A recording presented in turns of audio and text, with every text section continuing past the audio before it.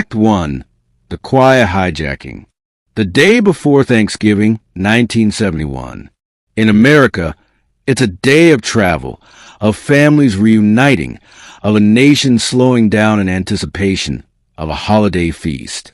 At Portland International Airport in Oregon, the atmosphere was routine. Passengers hurried to the terminal, their minds on turkey and cranberry sauce.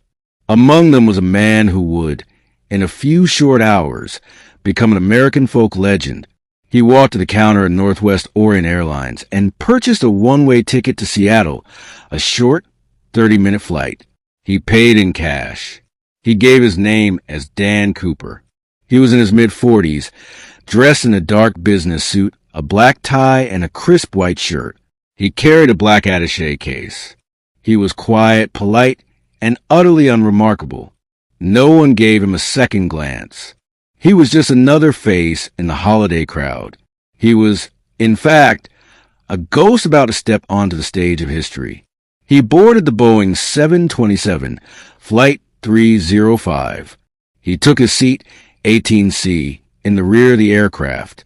He lit a cigarette and calmly ordered a bourbon and soda. The plane took off on schedule, climbing into the gray, rainy skies of the Pacific Northwest. For the first few minutes, everything was normal. Then, as the plane ascended, Cooper handed a note to a young flight attendant named Florence Schaffner. Like many women in her profession, she was used to receiving phone numbers or flirtatious messages from passengers. She smiled politely and slipped the note into her purse, unopened. Cooper leaned closer. "Miss," he said quietly, "you better look at that note. I have a bomb." The words, delivered without any hint of aggression, hung in the air. Schaffner, her professional composure masking a rising sense of dread, retrieved the note. The message, written in neat, all-capital letters with a felt-tip pen, was terrifyingly direct. It confirmed his claim. He had a bomb in his briefcase. Schaffner asked to see it. Cooper calmly opened his attaché case just enough for her to see a glimpse of what was inside. A mass of red wires, a large battery, and 8 red cylinders. It looked terrifyingly real. He then stated his demands, his voice never rising above a calm, businesslike tone. He wanted $200,000 in negotiable American currency, for parachutes, 2 primary and 2 reserve, and a fuel truck standing by in Seattle to refuel the plane upon arrival. He instructed her to write everything down and take the note to the captain in the cockpit. When the captain, William Scott, was informed of the situation, the reality of the first ever skyjacking of a Boeing 727 began to sink in. He immediately contacted Seattle-Tacoma Airport Air Traffic Control, who in turn notified the police and the FBI. The president of Northwest Orient Airlines, Donald Nyrop, made a decision to cooperate fully with the hijackers' demands. The lives of the 36 passengers and 6 crew members were paramount. The race was on to assemble the money and the parachutes. On the plane, Cooper remained eerily calm. He donned a pair of dark sunglasses. He ordered another bourbon. He even insisted on paying for his drinks. His demeanor was so relaxed that most of the other passengers had no idea anything was wrong. They simply thought the plane was circling due to bad weather. Cooper was in complete control, a quiet, polite man orchestrating a high-stakes act of aerial piracy. On the ground, the FBI scrambled.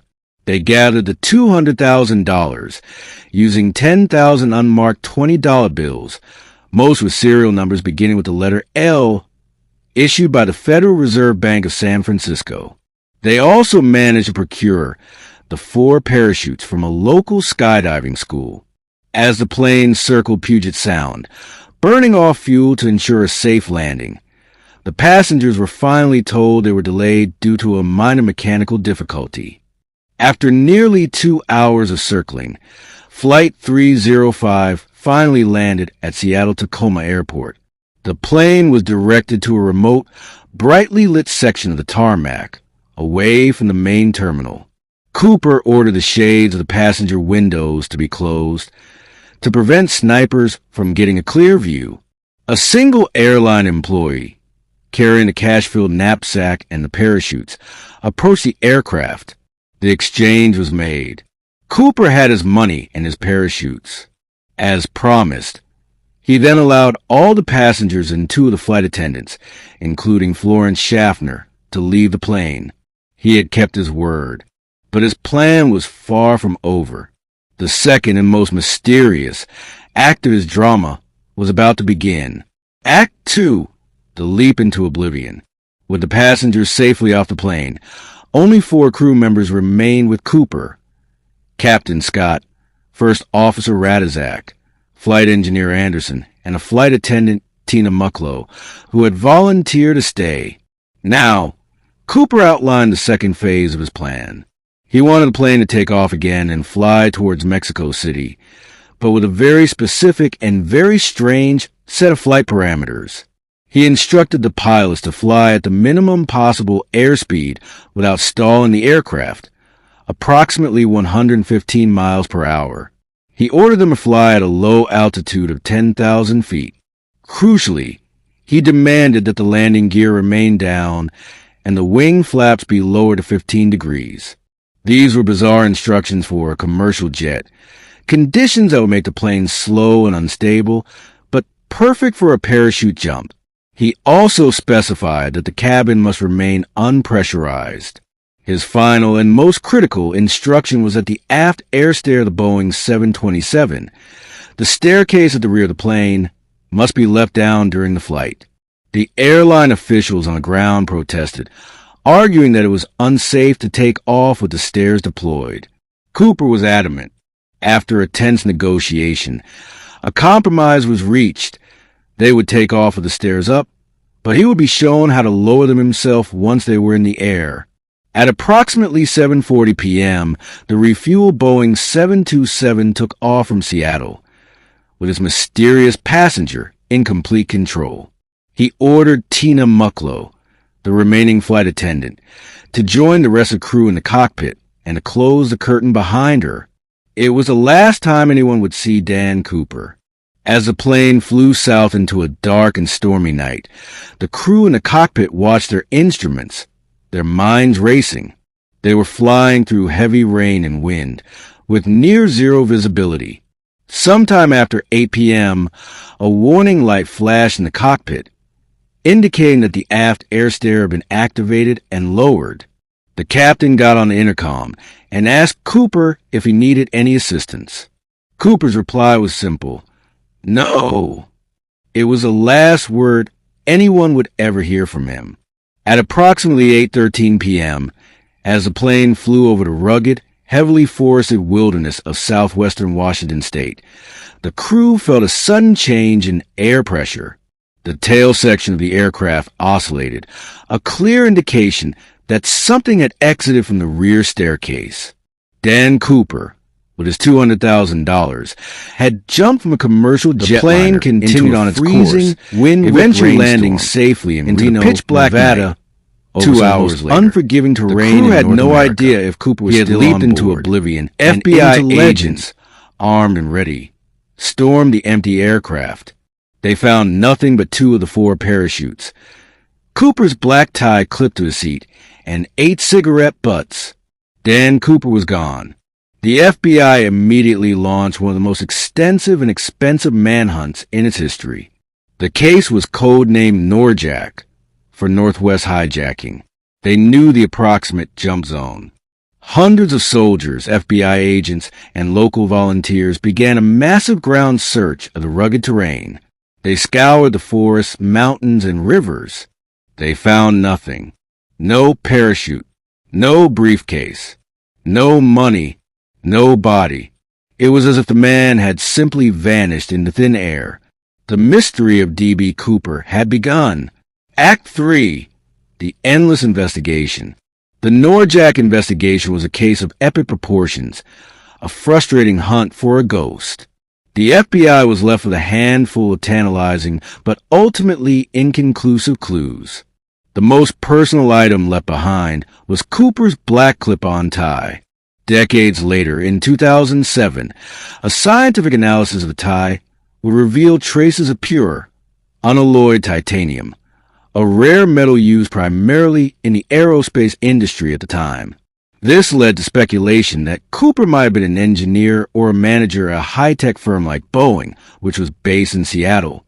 But it was a clue that led nowhere, a single puzzle piece from a puzzle that was missing almost all its other parts. The FBI developed a profile of their suspect. They believed he was a man in his mid-40s, with a working knowledge of aircraft and parachuting. His choice of a low altitude and the aft air stair of a 727 suggested he was not an amateur. He was clearly intelligent, calm under pressure, and a meticulous planner.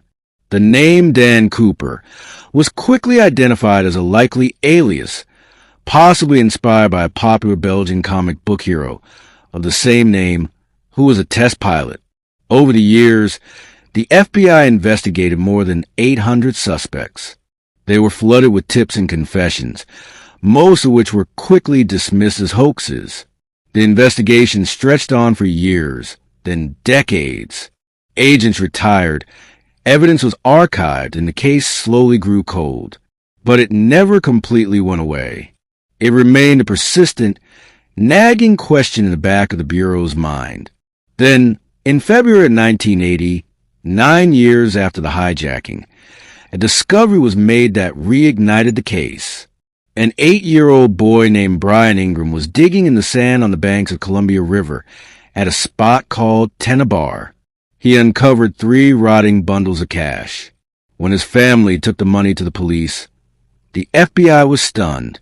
The serial numbers on the $20 bills were a perfect match to the D.B. Cooper ransom money. The discovery was a bombshell, but it only deepened the mystery. The money was found miles away from the original search zone.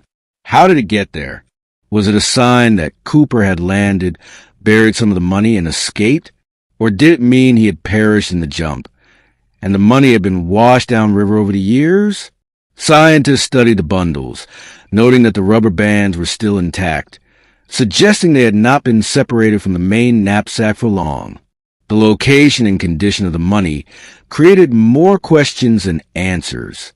It was a first, and to this day, the only piece of physical evidence from the hijacking ever found in the outside world.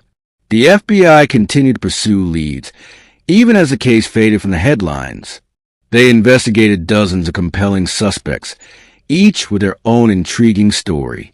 There was Richard McCoy Jr., a Vietnam veteran and skydiver, who conducted a similar hijacking just a few months after Cooper's, but he was eventually caught and killed in a shootout with the FBI, and was later ruled out.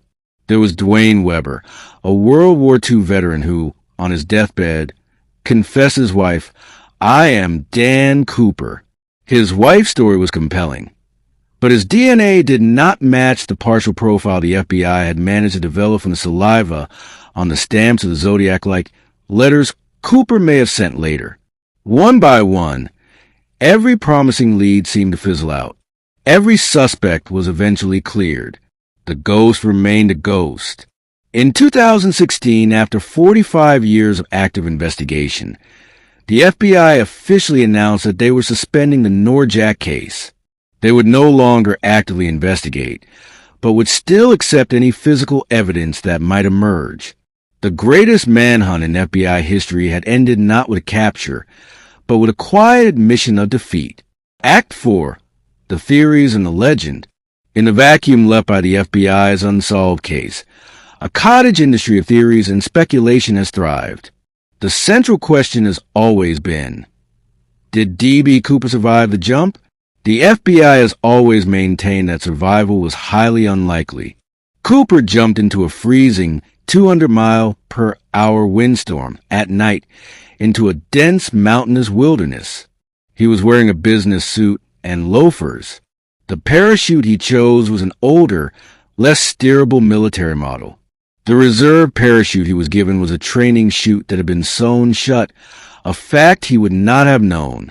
The odds were stacked overwhelmingly against him. The most probable outcome, according to the Bureau, is that Dan Cooper died on impact or shortly thereafter from exposure. His body and his treasure lost forever in the vast, unforgiving wilderness. But this simple, logical explanation has never satisfied the public's imagination. The alternative theory that he survived is far more romantic and compelling. This theory paints Cooper as a master criminal, a brilliant daredevil who planned and executed the perfect crime. Proponents of this theory argue that Cooper's knowledge of the aircraft and his specific demands suggest he was an experienced paratrooper, perhaps a former Special Forces soldier or smoke jumper. They believe he knew exactly what he was doing. According to this narrative, he had an accomplice on the ground waiting for him at a prearranged location. He landed safely, buried some of the money, which explains the Tenenbaum discovery, met up with his partner, and simply disappeared, living out the rest of his life in quiet anonymity with his stolen fortune. This version of the story turns Cooper from a reckless criminal into an anti-hero, a modern-day Robin Hood who beat the system and got away with it. Over the years, several individuals have been put forward by amateur investigators as the real D.B. Cooper. There was Kenneth Christensen, a former Northwest Airlines purser and paratrooper. There was Lynn Doyle Cooper, a Korean War veteran, whose niece came forward claiming he had confessed to the crime. Perhaps most compellingly, there was Robert Rackstraw, a Vietnam veteran with extensive training in parachuting and explosives. A team of private investigators, led by filmmaker Thomas Colbert, spent years building a case against Rackstraw, claiming they'd uncovered a complex web of coded messages and government cover-ups. Rackstraw, who died in 2019, always coyly denied his involvement, seemingly enjoying the notoriety. But like all the others, the evidence against him remained purely circumstantial. The truth is, we may never know for sure. The mystery of D.B. Cooper has transcended the facts of the case. He has become a part of American folklore, a symbol of rebellion and escape. He represents a fantasy of shedding one's identity, of pulling off the perfect crime, and of disappearing without a trace. He is the ghost in the machine of modern society, a man who found a crack in the system and leaped right through it. Act 5, The Enduring Enigma. More than 50 years have passed since a quiet man in a business suit jumped out of Boeing 727 and into the heart of American mythology. The world has changed in ways that would have been unimaginable in 1971.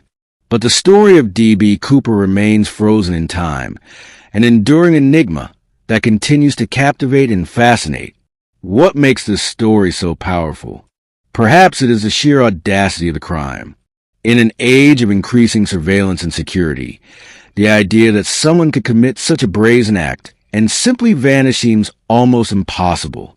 He is a throwback to a simpler, perhaps more romantic, era of crime. Perhaps it is the character of Cooper himself. He was not a violent, bloodthirsty killer. He was polite, calm, and methodical. He took care to ensure that no one on the plane was harmed. This has allowed people to project a certain kind of anti-hero status onto him. He wasn't a monster. He was a gentleman thief, a sky pirate who outsmarted the authorities. Or perhaps the enduring appeal lies in the fact that the mystery is, and likely always will be, completely unsolved. It is a story without a final chapter. It invites us to become the detective, to sift through the clues, to weigh the theories, and to come to our own conclusions. Did he die a lonely death in the Washington wilderness? Or did he live out his days on a tropical beach, sipping a bourbon and soda, smiling at the memory of his one great adventure?